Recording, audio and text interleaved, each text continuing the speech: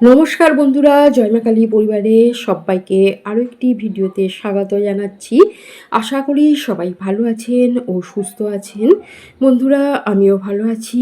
আজকে একটি নতুন ভিডিও নিয়ে এসেছি শুধু আপনাদেরই জন্য। আশা করি ভিডিওটি আপনাদের ভালো লাগবে।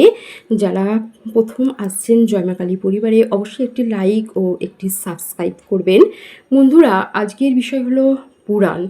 হিন্দু ধর্মের পুরাণ কি, প্রথমে সে নিয়ে আলোচনা করব। প্রথমেই বলি যে হিন্দু পুরাণ হলো হিন্দু ধর্মে প্রাচীন ধর্মীয় ও পৌরাণিক উপাখ্যানের এক বিশাল সংগ্রহ।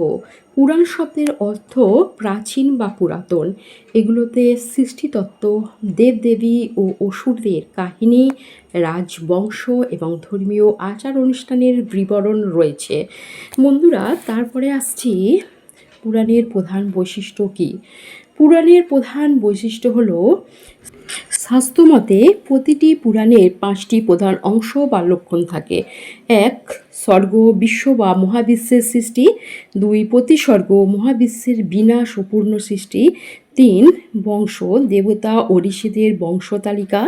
4. মন্বন্তর, বিভিন্ন মনু বা যুগের শাসনকাল।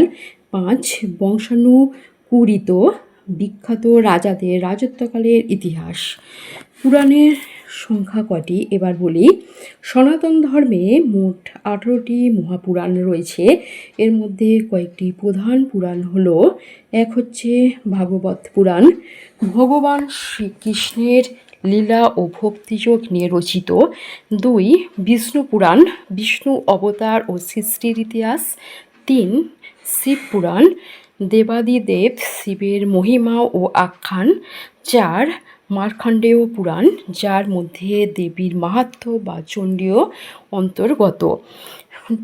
এবার বলি প্রধান কটি মহাপুরাণ রয়েছে। মহাপুরাণ রয়েছে 18টি। 1. ব্রহ্মপুরাণ, 2. পদ্মপুরাণ, 3. বিষ্ণু পুরাণ, 4. শিব পুরাণ, 5. ভগবত পুরাণ, 6. নারদ পুরাণ, 7. মার্কণ্ডেয় পুরাণ, 8. অগ্নি পুরাণ, 9. ভবিষ্য পুরাণ, 10. ব্রহ্মবৈবর্ত পুরাণ, 11. লিঙ্গ পুরাণ, 12. বরাহ পুরাণ, 13. স্কন্দ পুরাণ, 14. বামন পুরাণ, 15. কুর্ম পুরাণ, 16. মৎস্য পুরাণ, 17. বারহ পুরাণ, 18. ব্রহ্মাণ্ড পুরাণ। এই হলো 18টি পুরাণ। এই ভিডিওতে আমি বললাম পুরাণ কি, পুরাণের কটি অংশ, পুরাণের মানে কি প্রধান সংখ্যা, কিছু নিয়ে আলোচনা করলাম।